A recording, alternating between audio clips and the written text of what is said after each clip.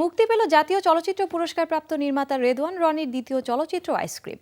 এ উপলক্ষে বৃহস্পতিবার সন্ধ্যায় রাজধানী সিনেপ্লেক্সে আয়োজন করা হলো জমকালো এক প্রিমিয়ার শো। বিস্তারিত থাকছে প্রতিবেদনে।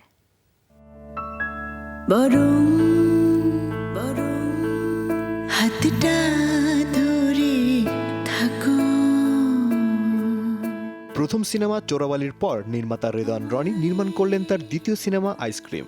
বহুল প্রতীক্ষিত এই সিনেমাটি সারা দেশের প্রেক্ষাগৃহে মুক্তি পেল 29 এপ্রিল। তবে মুক্তির একদিন আগে বৃহস্পতিবার সন্ধ্যায় আয়োজন করা হয় এক জমকালো প্রিমিয়ার শো।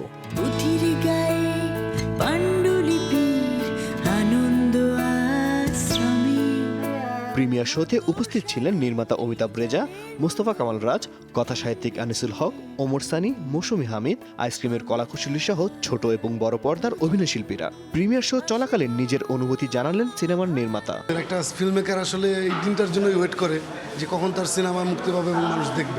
আমার এই সিনেমার গল্পের জন্য আসলে নতুন মুখটা প্রয়োজন ছিল। আমার চিন্তা ছিল যে যার হাসি কান্না দুঃখ কেউ দেখে না। সো এটা ফ্রেশ ইমোশনের গল্প, ফ্রেশ ভালোবাসার গল্প, যেটা অনেক ফ্রেশ লুকিং ব্যাপার আছে। তো যে কারণে আমার নতুন কাজ করা এবং ফাইনালি এখন সিনেমা হলের মধ্যে দর্শক দেখছে এবং চিৎকার করছে, তালি দিচ্ছে, ওইটা আমার কাছে খুব অ্যাচিভমেন্ট হচ্ছে। ফাইনালি ইটস ডান। বর্তমান প্রজন্মের 3 তরুণ তরুণীর প্রেমের গল্প নিয়ে নির্মাণ হয়েছে আইসক্রিম।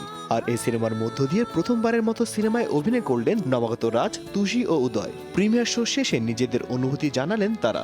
এটা আসলেই আমরা এতদিন ধরে, নাজিফা যেমন বললো, এটা আমাদের বাচ্চা, আমরা এতদিন ধরে এটাতে পেলে বসে থাকছি, এটাতে সবার সামনে আজকে আসছে।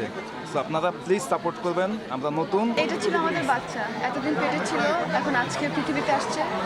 মা যেমন বাচ্চাকে দেখলে ইমোশন হয়ে যায়, ওইটাই আমরা সবাই ইমোশনাল। আসলে আমাদের আসলে অনেক ভালোবাসার কষ্টে সিনেমায়।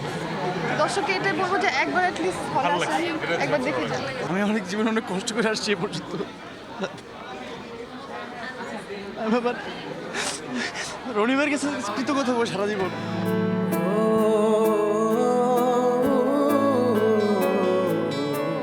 সিনেমাটিতে রাজ, তুষি, উদয় ছাড়াও আরও অভিনয় করেছেন এটিএম শামসুজ্জামান, ওমর সানি, প্রয়াত অভিনেত্রী দিতি এবং প্রয়াত অভিনেতা শ্যাম সাদাত।